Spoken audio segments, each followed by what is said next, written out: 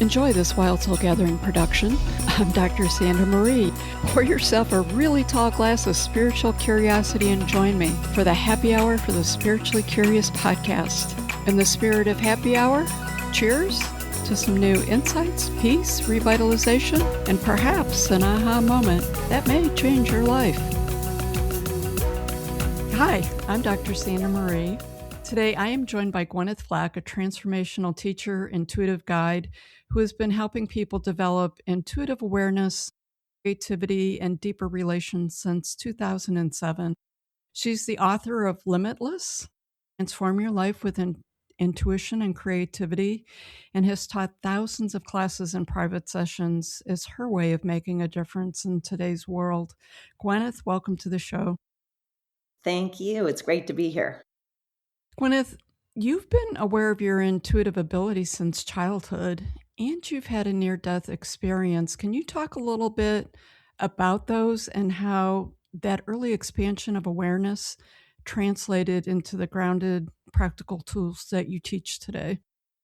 Yes, when I was 4 years old, I had a near-death experience. I was stung by a bee and I went into anaphylactic shock, which, for listeners that might not be familiar with what that is, your breathing starts to shut down really rapidly and you have to immediately get to the hospital. So luckily, my mom found me. She threw me in the car, drove to the hospital. We got there. But when I was at the hospital, I had an out of body experience where I fully left my body. So my awareness was, you might say, up in the corner of the room, or my awareness was totally out of my body. And I was watching my body from above, and I was very aware of just being in a state of awareness. So I had this experience of being beyond the body, being in my awareness that's really a state, if you will, of neutrality, where you don't really have any judgments about anything. You don't have fear. And I was just looking and I had the realization that my body wasn't doing okay, but that I was okay. It brought me the realization that I was really more than just this child, or more than how the world was looking at me as a 4-year-old walking around, that I had awareness that was beyond that experience of just being a body. For me, that was really validating. In that moment, I also was aware of, do I want to come back? And so I did come back to my body, and also I had the shot of adrenaline to get my breathing going again. When I came back to my body, of course, I did experience PTSD as a result of that experience down the road. But also, what came out of it that was really beneficial and incredibly validating, I would say. In other words, it sort of validated spirit. It validated who I was as a spiritual being, because prior to having that experience, this might sound kind of funny because I was only 4, but prior to that experience, I actually had been wondering, there must be something more to this life than just this. Is why do people just see me like a body and treat me like a body and speak to me just on that intellectual level of just, just face value, just taking me as I am as a body?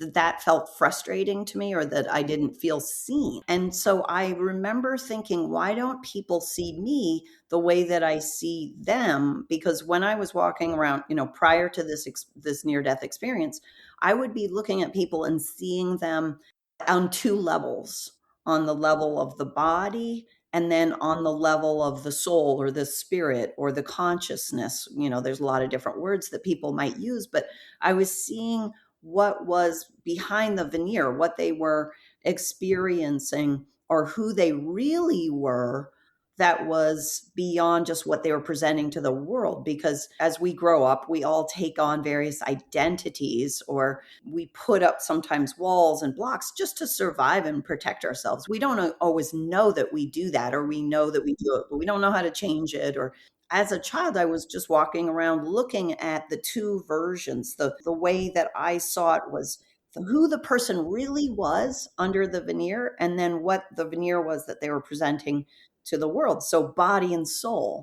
That's why I had felt frustrated, because I was seeing people that way, and I was surprised that they didn't see me back the same way that I saw them. And they would have started out as a child with the same ability to see both levels, because I do think that children all come in with that ability to see people on two levels.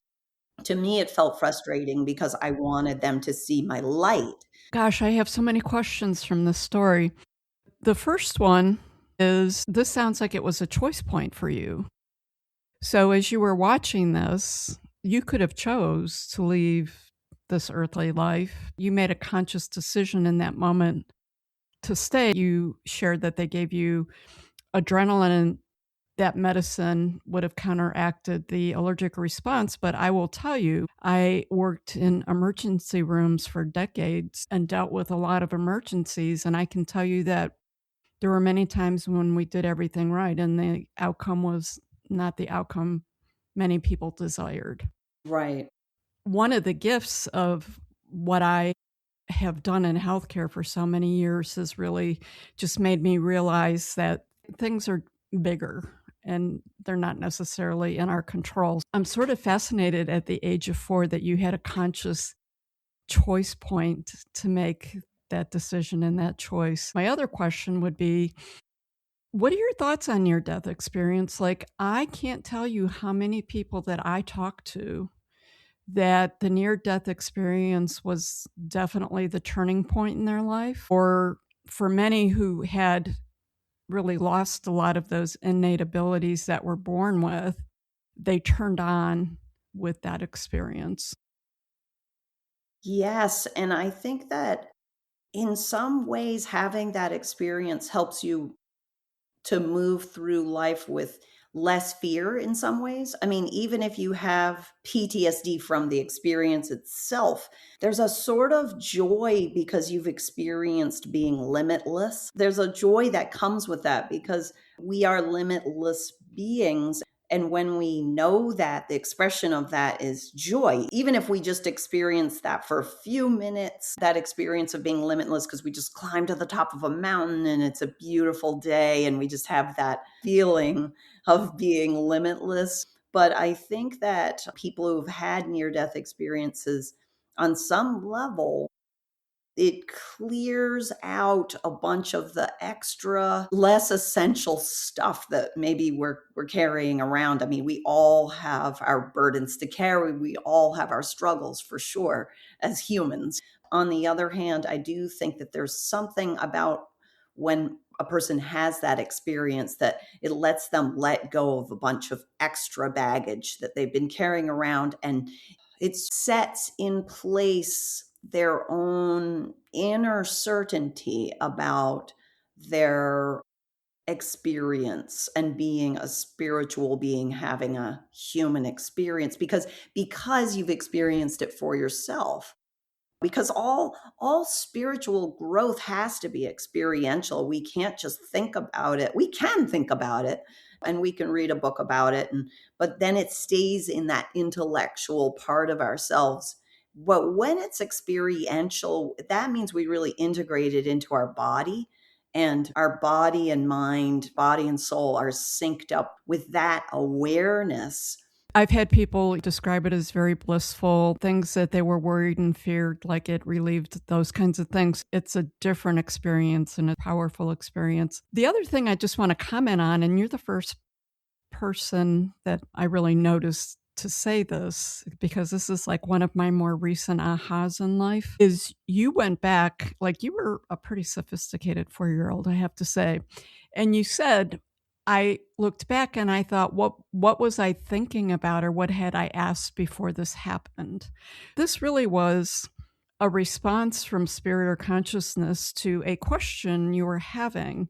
And more recently, I've had a few significant things happen in life. And even when I look back at the past, when I've had some very clear messages and direction from spirit, and I was like, you want me to do what? I've learned to go back and say, "What were you recently asking? Did you, like, sit down and pray for something or ask a question, or did you have a recent question you were pondering?" And I find many times that these experiences where I'm like, "Yikes," are a direct answer to something that I had been asking. It was really interesting to hear you use that language when you described it, that you took it right back to something that you were thinking of, and that experience literally was your answer to the question. I think that that happens so much, and we're just so unaware of it. Yeah, I love that. I think that's so true. I mean, and before I had that near death experience, I was definitely asking, is this all there is? Is the cosmic joke on me, essentially?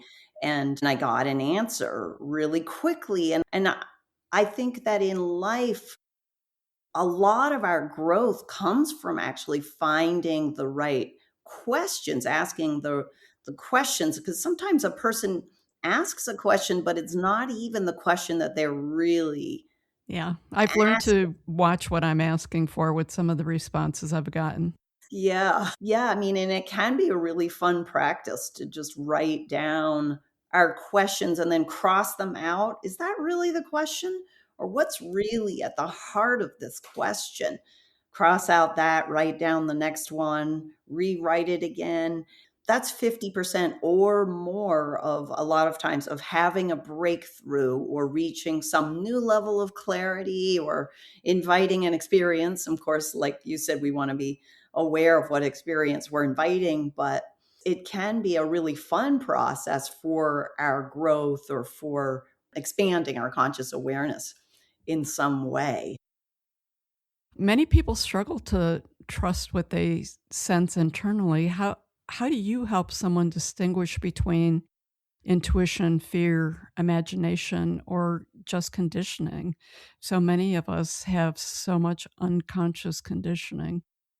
Yes, I mean, I love to help people to differentiate between their intellect, which is our learned knowledge, and that's really important, of course, and our intuition. And it's two different qualities. It's really two very different vibrational frequencies or qualities, if you will. And there's two different purposes. The goal really is to kind of get our intuition on board because our intellect has been trained right from kindergarten on. As soon as we enter the school system, we are working out our intellect and it becomes the biggest muscle, the dominant muscle.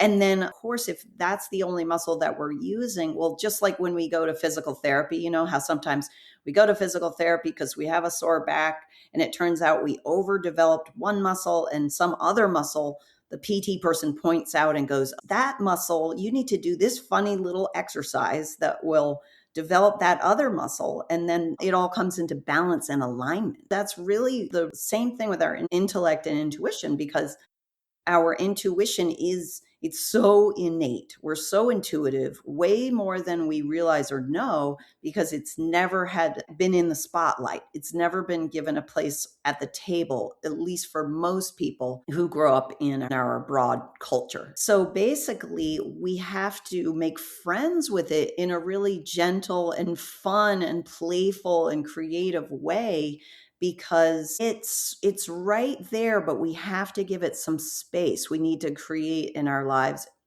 like a pause, if you will, slowing down the analyzing part of ourselves for a moment and just saying hello to our intuition and creating some space for it in the world by being willing to experiment or play with it in a low stakes way. And then we start to realize what it is experientially. Like I was saying earlier, it's got to be experiential because we can think about it and we could even read a book about it or whatever, but really it's the using it and then noticing when it was working and when it wasn't working. And was that my intellect? Because our intellect is in past time.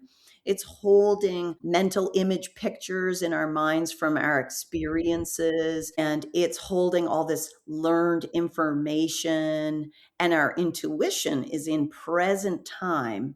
It's always in present time. And it's got this very gentle quality where maybe it will be repetitive, but maybe it might also just get squashed by the intellect, because sometimes the intuition will give us something very gently. And it's important to also recognize the intuition is not going to defend itself. That's the intellect. The quality of the intellect, we defend our thesis, we get our master's degree or our PhD, right? The intellectual system is all about defending our argument, defending our position, defending, right? Intuition, it's defenseless. Quite literally, it doesn't defend itself. It just gives some information that is aligned for us, and it's never going to give it in a critical way. It's never going to go, you're not good at that. Somewhere where we got invalidated in sixth grade because we didn't do a good job on our math test and we felt shameful, and we're still carrying that around. Anything negative, critical, defensive, all that kind of stuff, that's a quality of the intellect. But also, our intellect, to be clear, is really helpful. We need our intellect to edit a book that we write. We need it for doing our taxes. We need it all the time for tons of stuff. But the intuition will give this very gentle, clear, calm information to us, and we can experiment, because we can go, okay, I think that came from my intuition. I'm going to experiment and follow it because it's low stakes. Let's say this is how we build trust. So it's low stakes. Which way is going to be the prettier direction to go for my walk? Like that kind of thing. And then when the big stuff comes up, we have our intuition. We don't want to reserve it for just the big stuff where we go, oh my gosh, I wish I could get in touch with my intuition because I'm changing careers, getting a divorce, want to move to another part of the country, whatever it is, the big stuff. If we've been practicing with the small stuff, we've built that trust, and we go, oh, I know, because I have trusted my intuition now at least consciously at least 100 times, or something like that. And I can trust it. I never thought of our intellect as the past because it seems to be operating in the present. As you described it, I see the logic in that. Let's go a little deeper into that, because we do recognize that there is value with the intellect living in the physical world that we live in as much as there is with intuition. What does blending the two look like without feeling like you're abandoning reason or you're not abandoning your gut feelings? That's a really great question. Let's say I'm writing a book, and it could be, let's say I'm developing a business. So it could be, I'm just going to use book as an example, but a person could fill in the blank and say that they're starting a new company or something like that. So if I'm writing a book, I'm out on a walk one day and I want to write a book. It's in my mind. I really want to write it. And I'm asking the question of, what would be really aligned for me? What kind of book might I want to write? And so my intuition, my intuitive knowing gives me a couple of great ideas. Let's say like 3 different ideas show up through my intuition, not through the intellect. And they're really aligned ideas for me, let's say uniquely for me as the body and soul that I am. So then I use my intuition to choose one of those ideas. Now, it could be the same thing for somebody starting up a company. They really want to start up a company that's good for the environment or something like that, that helps people in a certain way. You've selected your idea. The idea showed up from your intuitive knowing, your higher self, and then you've selected it. And then it's time to start to really implement it. Like for me, let's say I start to write it, then I'm typing it on, oh wow, this is a huge mess. I've just written 5 pages, and just straight from my intuition, I've been kind of guided divinely in a way to write it, and then it needs editing. Now, intuition nope, I don't need that right now. What I need is a really clear intellect to do a really good editing job. And oh, good thing I took that, whatever, English class or something. Whereas for somebody else, let's say they're going to build a prototype with their hands. I don't know, they're an engineer and they're going to start this company. They get the idea of how to do something and then they build it with their hands using their intellectual or learned skills that they learned through their educational backgrounds. And so for me, then I do the editing. So I use the intellect to really bring it into a form and really clarify it. So if I just stayed in the intellectual in the intuitive space with it, then I might just be off in the clouds fantasizing and not really bring it down and land it and shape it and bring it into a legible form. When we're in our intuitive space, we don't have to be there all the time. We are basically just recognizing and becoming more and more conscious of when we're using it and what it's useful for. And then when we're using our intellect and what that's useful for. It's just teamwork. It's really nice teamwork and harmony of working with the two things together. Or as a parent, let's say we really need to help our teenager and we're just can't find the words of how to communicate to them in a really effective way to really help and support them. And let's say that's really something that has to come from ourselves. Somebody else can't just give us the advice. We need to find those words. We might get that from our intuition, communicate to them in this way. But then, our intellect is helping us put that together essentially, even though we're not writing it down. Our intellect is helping us to form that in a succinct way, and then we're communicating that. Sometimes we hijack our intuition because the intellect, it's more of a rigid kind of energy. It might do that when you're trying to talk to your teenager. Your intuition gives you just the right, lovely, gentle words so that you don't send them off running, But then the intellect comes in and goes, and tell them this, and tell them this too, and give them this proof, this evidence. You know what I mean? Well, thank you for the clarity with that. That was really meaningful and important. Really, it's a tag team affair. Yeah. But both have their value and they tag team off of each other. Let's switch it up a little bit and let's talk about clairvoyance. You teach clairvoyance. For someone new to this language, the language of the four clairs, what does clairvoyance actually mean in practical terms?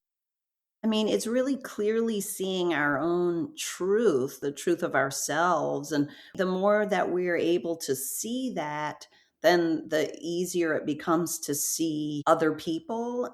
When I teach a clairvoyance course, we're really tapping into all these different aspects, our ability as healers, our ability to heal ourselves and heal our lives. And I sort of interchangeably use intuitive and clairvoyant. I mean, technically, clairvoyant means seeing, but we don't have to be able to see as in the sixth chakra. We don't have to be able to see to use our clairvoyance. So it's really just a larger umbrella of tapping into innate aspects of ourselves as, like, for example, our healing abilities and our ability to know, our intuitive knowing. All of that is covered in a clairvoyance course. It's all these different aspects of ourselves, our clairaudience when we're hearing a message. There's so many different ways that spirit gives us messages or that we can receive messages. It's a receptive space. And so a lot of it is being able to prepare ourselves gently and slowly over time, which I do in a clairvoyance course, where you're really creating a nice, safe foundation or a habitat, if you will, to be able to heal trauma or heal past patterns and hone your intuitive aspects, all those different intuitive abilities, reconnect with all those abilities. So it's a step by step, slow process because I think that's really the only way to do it because it's a very deep level of spiritual growth or personal growth, which to me is kind of all the same: personal growth, spiritual growth, different ways of describing it. It's very deep the way you go into it is with a lot of laughter and not getting heavy, because really anytime we get too heavy, it's actually harder to heal.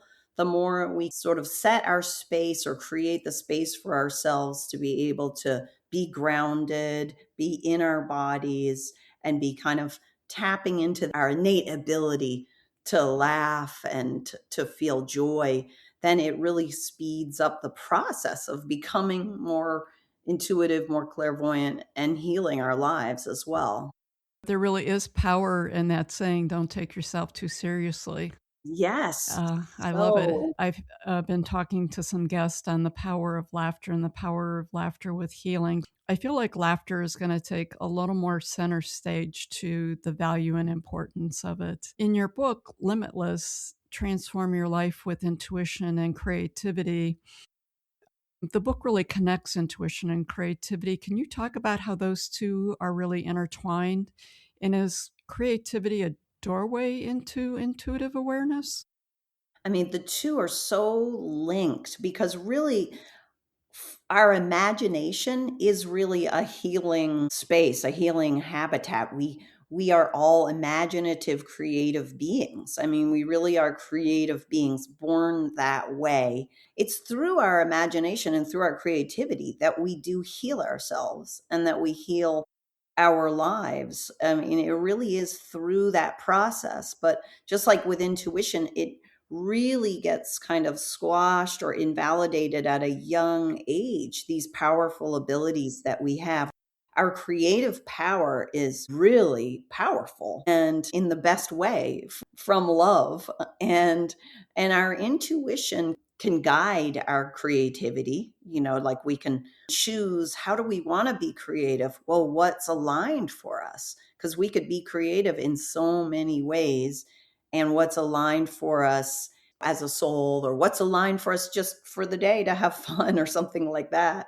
Yes, I think that it's a space that's interrelated, because I think when we're being really creative, we naturally start to tap into our intuition anyway, because it's this space where you've stepped out of just being in the intellectual go, go, go, do space, and step into that creative space. And this is whether you're playing a guitar, writing a poem, gardening, whatever it might be, sailing or something. You stepped into a different kind of space, and it's a receptive space, and it's a space where we're tapping into our imagination, and then our intuition shows up as well. Or likewise, if we start to recognize how creative we are, but sometimes our creativity, actually, sometimes we channel it into negative ways. And our intuition can help us with that too. Like we might channel it into worrying.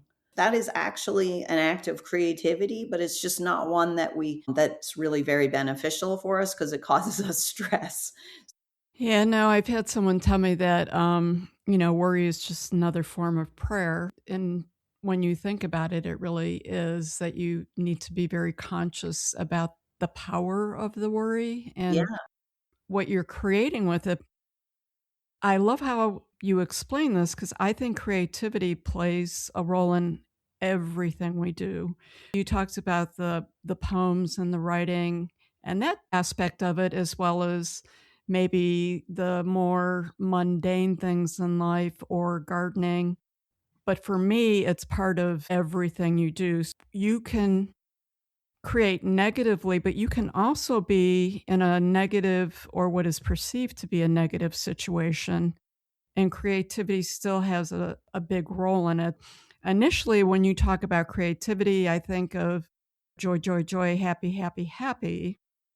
But I remember during the pandemic, I was working on Navajo Zuni reservations, and creativity played such a huge role because we didn't have supplies and we didn't have what we needed. And it was an area that already was very impoverished, but now we had even less to deal with it. I think that we don't connect the two, that we are very creative with our solutions a lot of times and how we problem solve. It feels like it's part of like everything we do.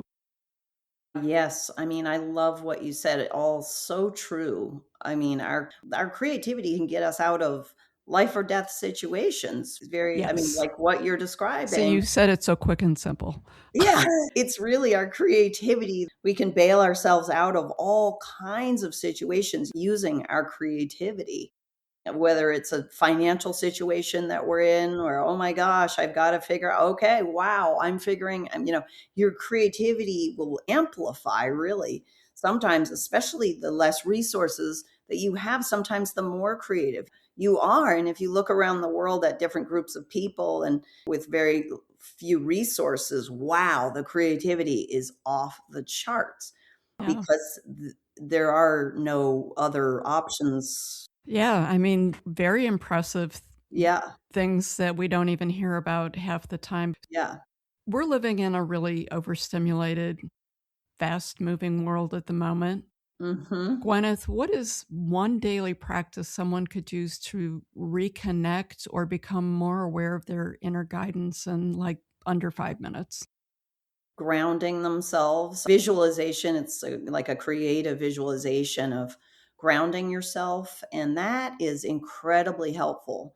Distractions going on in the world and the news and the fear and the struggle and the suffering, everything going on is very easy for us to just kind of leave the building, so to speak, leave our bodies. And that causes us then to feel more stressed or more overwhelmed or more spaced out or disengaged in some way. So just grounding, I ground myself every single day. And also, it's very useful to just turn down the analyzing part of myself when that part starts to get really amped up, analyzing all these things that are out of my control and trying to figure out everything. All these things that I can't necessarily figure out. Whereas if I ground myself, turn down the analyzing part, and ask, what can I do that makes a difference? How can I serve today? What can I do to improve the conditions around me in some way? And I try to do that from a grounded space where I'm tapping into my intuition and I'm looking at what my intellectual skills are too, because those are going to come together to serve in some way, right? That tag team thing again. Yes, starting out the day being grounded and being embodied is another way to say it. Finding a way, I teach a certain way of grounding, but a person could go out and take a little short walk in the park, depending on if you live in the city or the country or in the woods, or go play with your dog or your cat, something that really grounds you. Fear is what sends us out of our body. Yes, and I appreciate that you brought up some really simple things that I think that people many times people are already participating in activities, they're just not connecting the real power behind them when you talk about playing with a pet, cat or dog, or even if you're outside and someone is walking a dog and they're cool with you interacting with that pet. It can be as simple as that, but recognizing how that resets you and Yeah. not the power of it. I think a lot of times we're not consciously aware. One other thing I would say too is get out and communicate with somebody because I think Mm. sometimes when things get really rough and we're having just a really grumpy day or we're just struggling, a lot of stress, we're worrying about things, we're struggling on any level. Sometimes we can just get so much in our head and if we just get out and have a conversation with somebody, it really can change our energy very quickly and we go, okay, all right, I'm connecting with other humans. It's so important. Communicate, communicate. And if you feel like I don't want to communicate, that's a sure sign. Get out there and communicate with somebody and you'll feel better. And you're talking about communicating in a more personal way versus using a device, or does a device count too? I would say get out into whatever, you're just going to the grocery store and you're just shopping and you're standing in line and there's somebody really that's friendly. I mean, because obviously you're using your intuition about who who you want to interact with, but just having those little interactions where you say something kind to somebody or they say something kind to you, or you're just talking about that spring is here and something like that. Very simple. It can be very simple. It doesn't have to be a profound communication. I mean, ideally, get out there with a good friend, or if we don't have family around us or something like that, just get out into the world, take a walk, and say hello to somebody. I feel like what's going on in the world right now, a lot of people are just feeling isolated and in their heads or alone, or their struggles they're going through. They don't know how to talk about it, or they don't want to share. There's just this energy of making us want to hide or make ourselves safe or be just off in the corner, don't see me. I would agree with the isolation. I mean, we're having the highest suicide rates with our youth and depression, all those statistical things. If you start looking at them globally, the World Health Organization actually has named that one of the top health priorities is the loneliness epidemic. Yeah. Even if you go out, when you're talking about being around people and just going to the grocery store, a quick little interaction, I think it's important that you don't have to be meeting with someone specifically. Like, I don't have anyone to call. So a lot of times I'll talk about 100% service to yourself is equally as important as 100% service to others.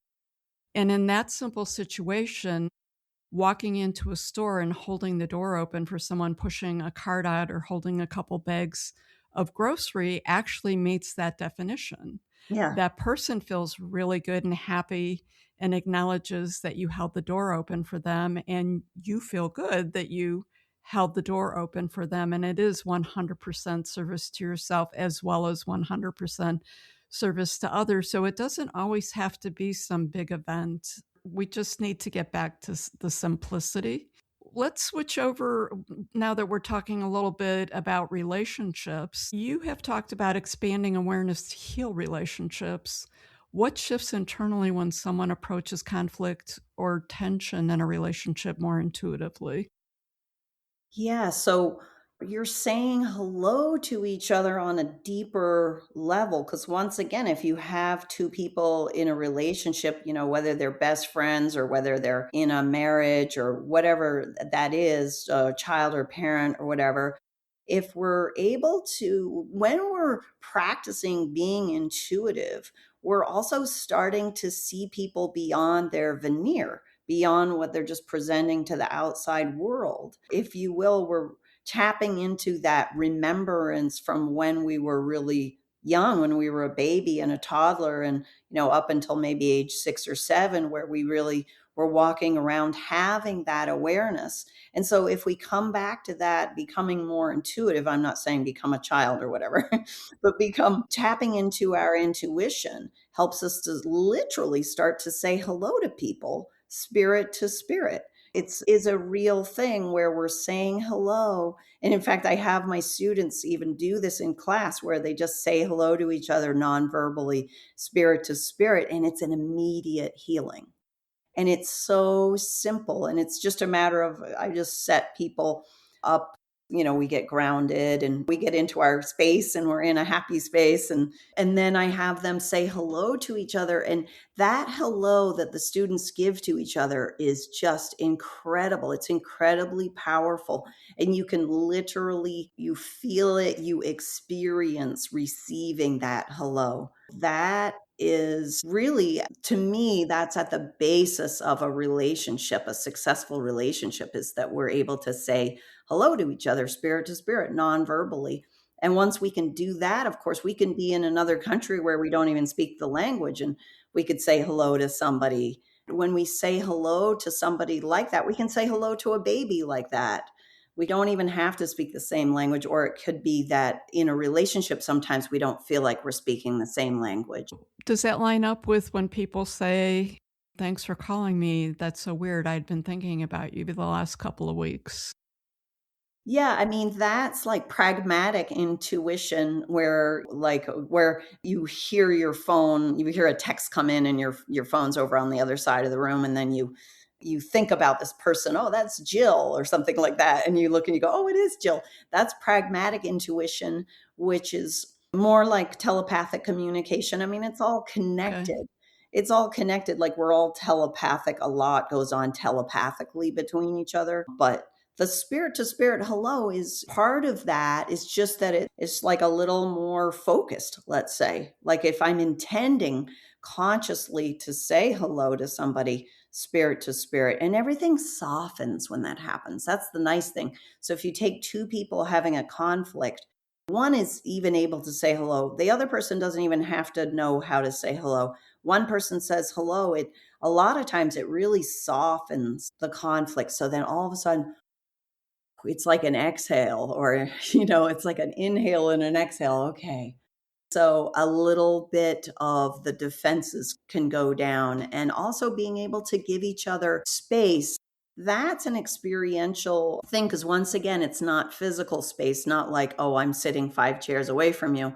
It's like we could be squished up next to each other on an airplane or something, and I could be giving that person space. But in a relationship, how often do we consciously, actively give people space to be where they are, wherever that is? Because that's a great starting point for two people to be able to then start to get into authentic communication with each other. And so that's another thing that I teach because it's experiential and it's a little hard to explain, but we all have experienced being given space and not being given space.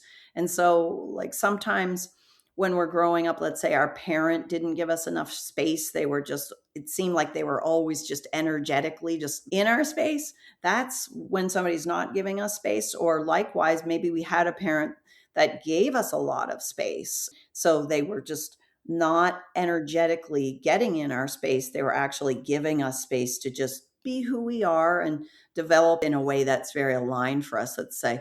But that shows up in a relationship too. If we can learn how to say hello, give each other space, wow, we're creating this really great habitat for authentic communication and for growth and for being able to bring ourselves into present time because the intellect gets us stuck, of course, in past time with what happened in the past.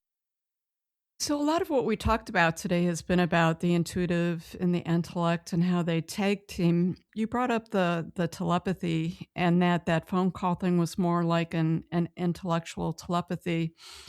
And in the spiritual community, there's a lot of talk about people's telepathy expanding and turning on, and that perhaps we're going to see a lot more of that. And the more I've gotten into that, what I'm realizing is I feel like the telepathy may not be this intellectual type of telepathy, but it's going to be a heart to heart type of telepathy where we sense each other on that more heart loving kind of way. What are your thoughts on that?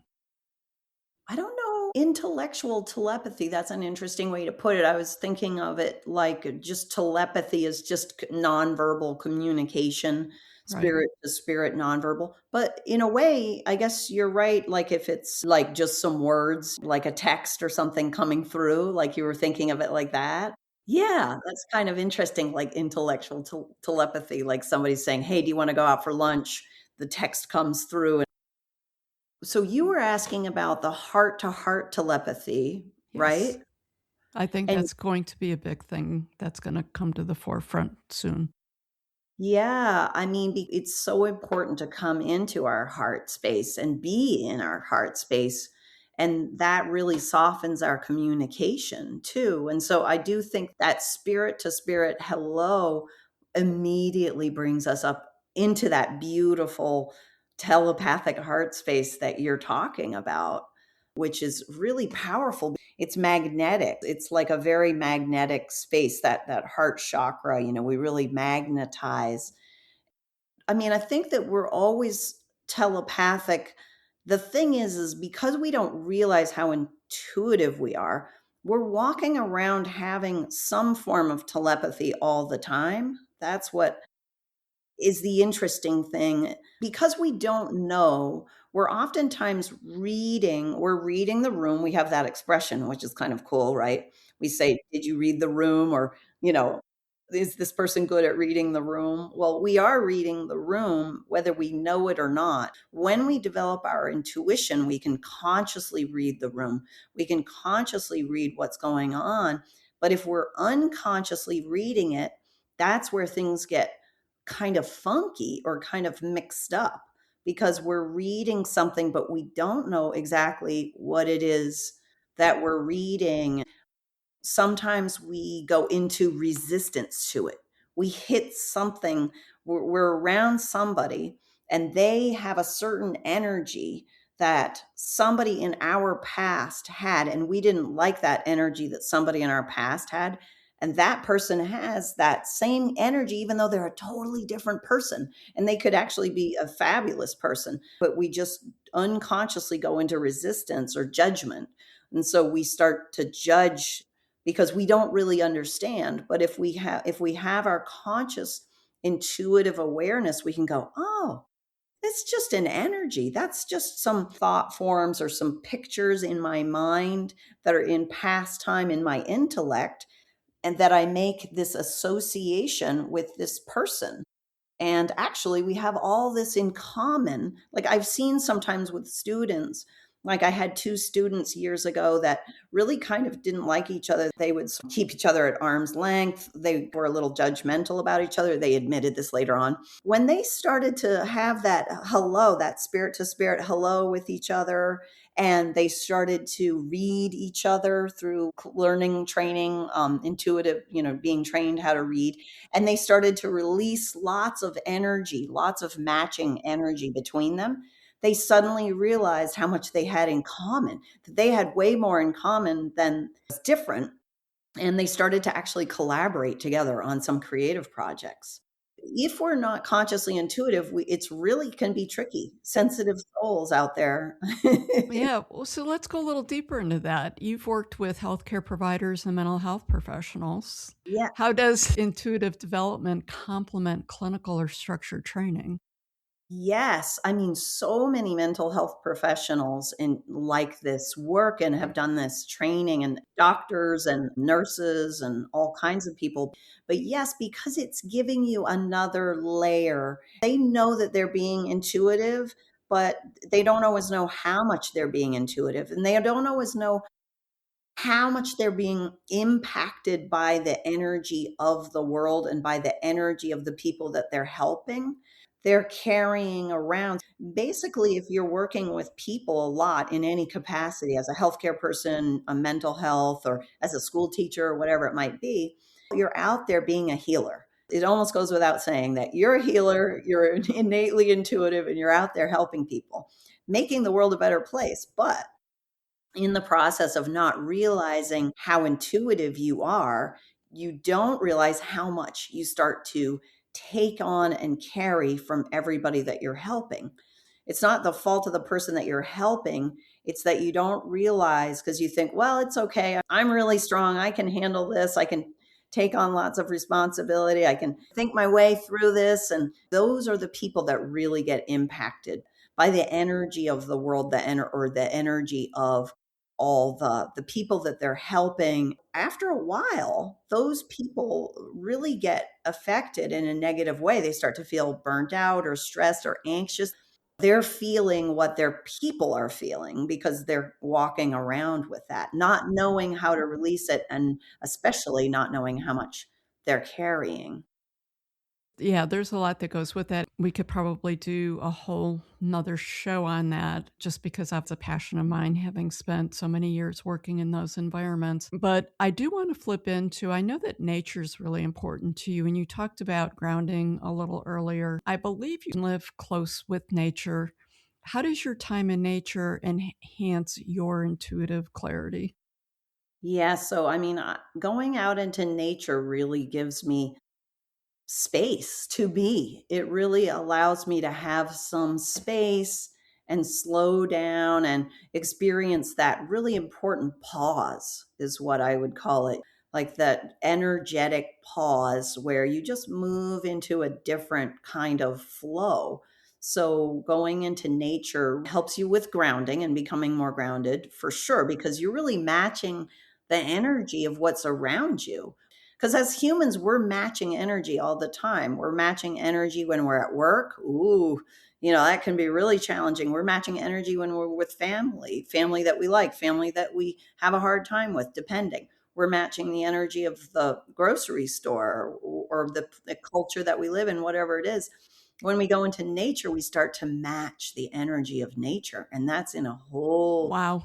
different space, completely different space. Time's not even the same, right? So there we are, our nervous system starts to calm down and our mind starts to quiet the analyzing part of ourselves. And then if we can learn to kind of say hello in a really mindful way, really like a spirit to spirit hello, like I was talking about to other people. We can say that to a tree, we can say that to a rock or to the stream or in nature to sort of deepen that relationship, because healing always goes both ways. There's no just one way when it comes to healing. It's not like I gave you a healing, it's like every time I'm giving a healing, I'm receiving a healing. And when I go into nature, nature is giving me a healing, and I can be in a healing space back to nature too, and slow down and say hello. Because so often, I mean, we walk through nature, but we're not really being aware or mindful of what that space is like, what that has to offer, and the timelessness of that, the spaciousness of that, that really has nothing to do in a way with this crazy human world that we're living in. Other than, I mean, of course, there's the negative impacts that we're doing to nature as humanity, but nature itself, it's in this whole different space, just like an animal, just like an animal is as well, just in a different way. Yeah, I am gifted to be living on a farm that I steward right now. That's pretty rural. I would agree. Like, once it's different than when I lived in the city most of my life.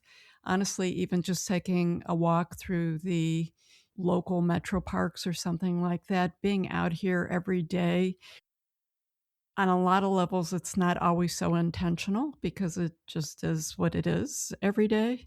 And having animals at least 2 times a day, if not more, what the weather condition is, I am out in nature. Mhm. And I've really come to like that. And some of my most invigorating moments, honestly, have been really taking care of things when the elements can get a little intense. Mhm. And there's something about it that just you get really connected with the nature and the earth in a very different way in those moments. And it just brings out this whole other level of your being that you don't recognize at other times. Yeah, it's true. I mean, we have a maple syrup business too, so it's Nice. we're entirely in So you're busy right now. Mother Nature decides when the sap is gonna flow, and it is flowing right now, and we can't schedule that. We can't even schedule anything when the sap is flowing. It's Mother Nature, and it's a really interesting way to be in relationship to your work, making maple syrup. Absolutely. So, Gwyneth, for someone who's interested in working with you, how would they do that and what would that look like? They could send me an email through gwynethflack.com, my website. The easiest, most direct way to communicate is send me an email or take a look at the website and see what the offerings are. There's next offering is on May 2nd. It's an intuitive tools class that will meet 4 times. And if you're a nurse, you can even get nurse contact hours for Oh, this sweet. online series. Yes. And yeah, there's going to be a retreat in August in Puget Sound that actually nurses can get contact hours for that. And you can see that all on my website, and also a mini 1-day retreat here in Vermont in my maple sugar woods. Yeah, nurse contact hours for that too. The May 2nd one is open to absolutely everyone. You don't have to be a nurse or a health professional, but the one out in Washington is for health professionals and healers and healing practitioners and coaches, all kinds of people, doulas, whatever you might be. Very nice. I have one last question for you as we're winding down. What is the most important thing we didn't talk about today? Oh gosh, seems like we covered so many good things. Self love, that's really important, especially in A little these bit. times. Giving ourselves and using our creativity, using our imagination to visualize just filling ourselves up with the energy of self-love. It's really powerful because sometimes we just forget that we're in such a space of responsibility and doing and giving that we forget to just give ourselves that as an energy. See it as a big golden sun full of self-love. It's a good antidote to the times we're living in. Yes, for sure. The world could use a lot of love, but it really does start with each of us. Gwyneth, it has been great having you on the show today. I have absolutely loved our conversation.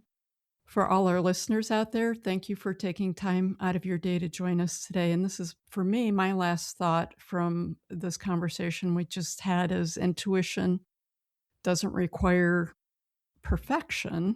It requires being present. That has been my takeaway from you today, Gwyneth.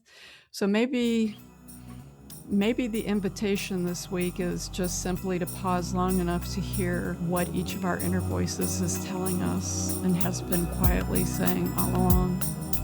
Until next time, thanks again, Gwyneth. Thank you. It's been a delight.